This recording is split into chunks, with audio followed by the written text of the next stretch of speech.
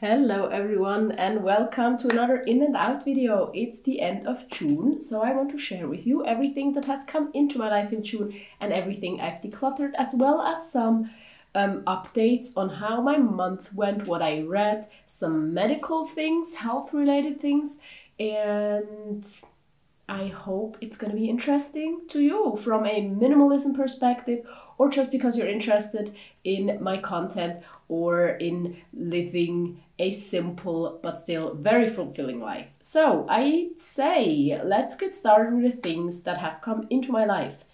And it's this.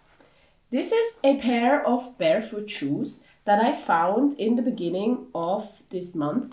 And by found, I mean we have this small little shed where everyone can bring stuff they don't need anymore and everyone can take whatever they think they would use. And I found them there and they have my size, and it's from a brand, a German brand that I really like, Wildling shoes. Brand led by women, and they make these barefoot shoes that just really feel like you're wearing socks and that are made from sustainable materials. And so I just thought, why not take them with me and try them out, see how I like them. Now, I have more shoes than I need. I think now it's 7 pairs, and I really don't need that many shoes. And I know many people have more shoes than 7 pairs, but still, it feels like so much. And I'm thinking about decluttering some of them. But then on the other hand, shoes are pretty expensive, and when I already have them, I might just use them. But I have to think about it because there are like 2 or 3 pairs that I rarely wear, and so I'm thinking about decluttering them. And another great thing about them is that they're so small. So when you go traveling and maybe want to like have a pair of sandals and a pair of shoes, I mean, these shoes don't take up any space. I'm not sure about the whole health side of barefoot shoes. Like, some people claim that they're the healthiest shoes possible. But then on the other hand, there are also some arguments against that. So I think at this point in time, I don't want to only own barefoot shoes, but I definitely also see that we're too much like walking in cushioned pieces of plastic, and that is maybe not the healthiest thing to do. So I do think having barefoot shoes as an option, if you like them, if that works with your feet, if they are available to you, why not? Then what have I decluttered this month? You can already see here some books, and the only book that I've decluttered this month is this one. It's called Orwell's Roses, and it's about Orwell, the author who wrote a 1984, is it? I've read that book a few years ago, and I wasn't like very interested in his persona, but this book just sounded very interesting when I bought it at the English secondhand book sale in November of last year, and I liked it. It's about his life, but also about kind of other aspects than his very dystopian political writing. It's about the beautiful things, his love for nature, his views of beauty and life and things like that. And it's a bit complicated to read, I felt like, at least. So it took me like half the month to read this book. And I was pretty happy when I was done with it. I really liked it. It was so inspiring, but it just took a long time, and it was kind of, it forced me to give it a lot of attention. I'm gonna declutter this because I'm not planning on reading it again, but my boyfriend wants to read it, so I guess it's not gonna leave our apartment, but it's not gonna be part of my belongings anymore. And then when we're already talking about books, let's just continue with the other books I read this month. The next book I read was Die Unvollkommenheit der Liebe, which means something like maybe the imperfection of love. I'm gonna try to link you the English version of it because there's an English version of that book, or it's like originally written in English, and I guess I liked it. It was about growing up in the countryside and poverty and trauma and reconnecting, and how love and family love especially sometimes so complicated. I liked it, but it was not my favorite book. And then maybe you know it, especially if you are a patron of mine and listen to my Patreon podcast. I've talked quite a bit about it there, but I was in a newspaper, like in a very major newspaper in Germany, and the article didn't feel great. Like, I gave an interview for it, but I thought I was very misinterpreted somehow. But there was also a psychologist, and she kind of talked about why I'm a minimalist, but she never talked to me, and so she really said some weird stuff, I felt like. And one of the things she said was that if you're trying to be a minimalist, especially, like, one of her sentences was something like, if you try to travel with one backpack for 4 weeks, that's a psychological experiment. It's always a psychological experiment to see if you're able to do it, if you are in control of your life. And while on one hand that might be true, on the other hand, she made it sound like you're definitely like a mental health patient if you're doing something like that. And I thought, like, it's the most normal thing to do, to have like one piece of luggage, or to not have your whole apartment with you when you go traveling. And kind of because she said all these negative feeling things about trying to negotiate maybe your comfort zone and trying to said that everything is a psychological experiment. I read a book, and it's called, in German, it's called Grenzgängerinnen, which means as much as, like, I don't know, it was about maybe women walking on borders. Like, it's women being at the borders, and it's about 20 women that do extreme sports and why they do it and how it makes their lives better. And I thought it was a really, really interesting book, because none of them had like mental health issues. Of course, like, I'm sure extreme sports sometimes goes hand in hand with mental health issues. Of course, as always, everything is possible.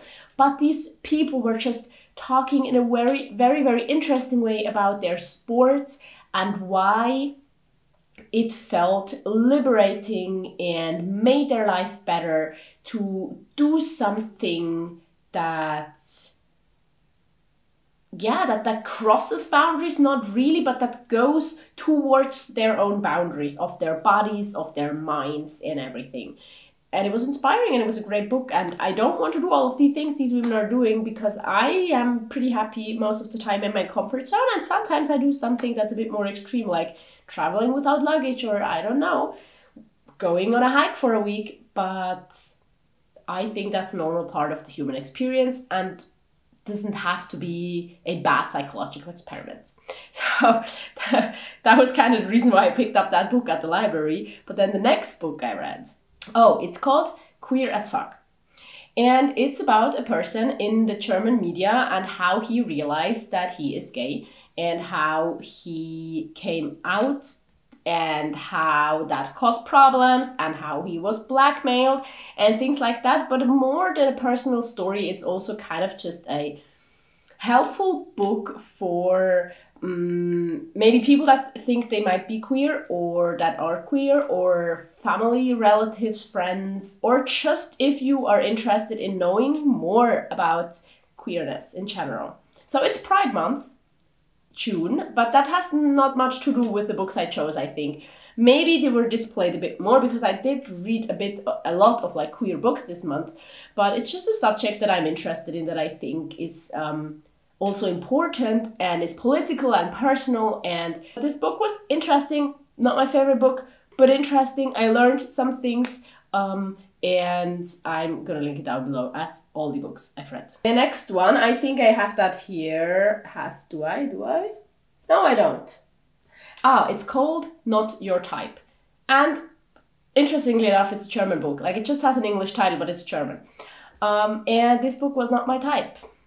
So the story was nice. It was about a trans boy and, I don't know, his first love maybe, and navigating just a very, very difficult relationship with family and with his body. And it was a good story, but I just really, really did not like the writing.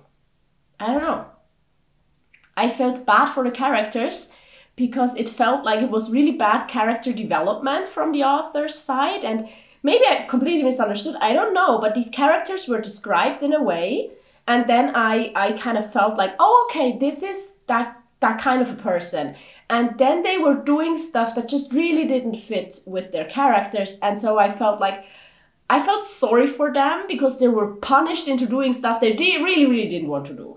Like super shy kids that were suddenly the center of the attention because they were telling jokes that, I don't know, it was just really uncomfortable to read. And like the last 100 pages were okay, but before that it was like, oh, I'm not sure I want to finish this book because I'm sorry for these characters.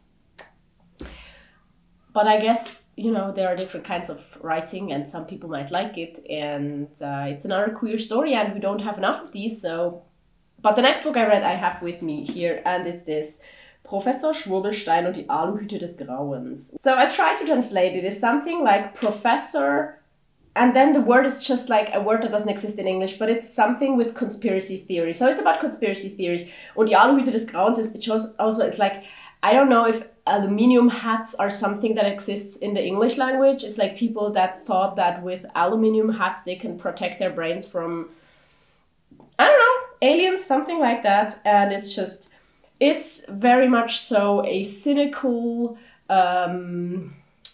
book, and he's just writing about all the weird shit he's read on the internet about people believing weird conspiracy theories. And it's not just like, it's supposed to be a little bit fun, but then also it's really not fun because it's just really concerning. Because as soon as it's about medical stuff, it becomes dangerous. And when kids are involved, like parents not treating their kids because they're thinking that modern medicine is the most evil thing ever. Yeah, so it was like 300 pages about really, really, really weird theories, speculations, and bullshit people believe. And it was also a bit exhausting to write because he is a bit angry and he's trying to be funny, and it's just like this forcefully, he's also kind of swearing and making up swear words for these people. And I'm not sure about the style of writing. I guess books like these are necessary because if you want to read about it, but not in a very, I don't know, analytical and scientific way, maybe. I don't know. But yeah, I learned some horrific stuff that people believe in, and I'm not sure why they believe stuff like that. And then the next book I read was also not just fun, and not as fun as I hoped it would be. And it's called Bi, I don't know. It's about bisexuality, how is it called in English? And it's just this woman, and she is by herself. Is it bisexual? Bisexual, I think it's bisexual. But she talks about like the history and the problems and the fun and studies, and it was really, really interesting. Like, I liked reading this a lot.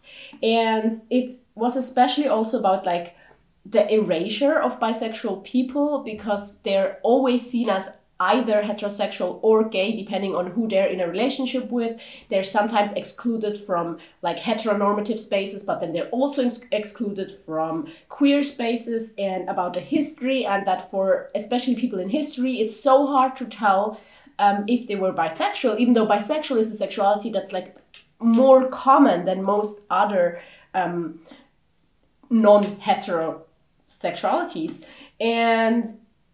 But then also it's interesting to read how many people actually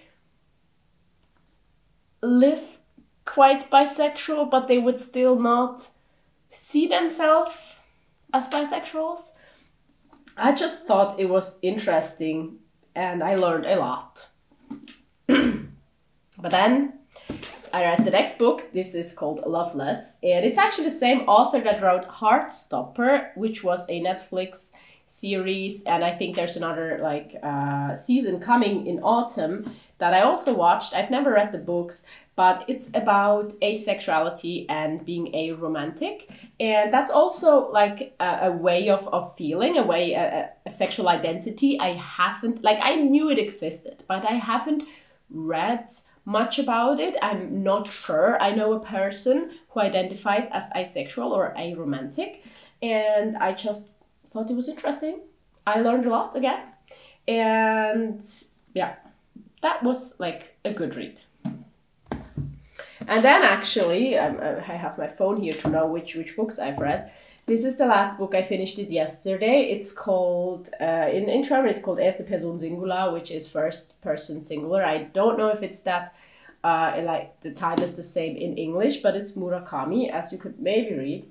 And he's a very famous Japanese author, and I picked it because it's him, but there weren't many books of his in my library, and I just picked one because I thought, like, let's just read something. Many people like his writing, and it's short stories. It's like, I think about 8 short stories, and it very much so feels like it's his stories. It's stuff he has experienced, because it's always like middle-aged Japanese men that experience these stories, or that it's told from their perspective.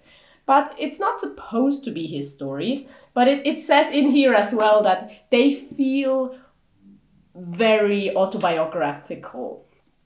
I liked some of them more than others.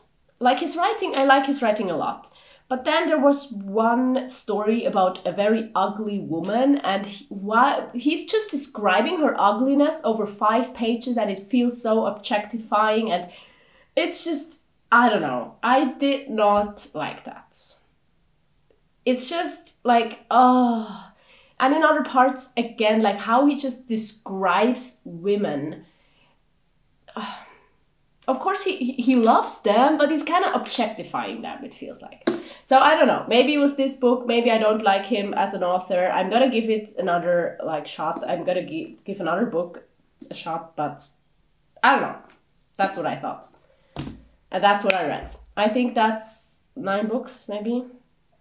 And I'm reading another one that I like a lot better right now. So I'm going to talk about that next month. But apart from that, I promised to say something about my health. So I had shoulder problems.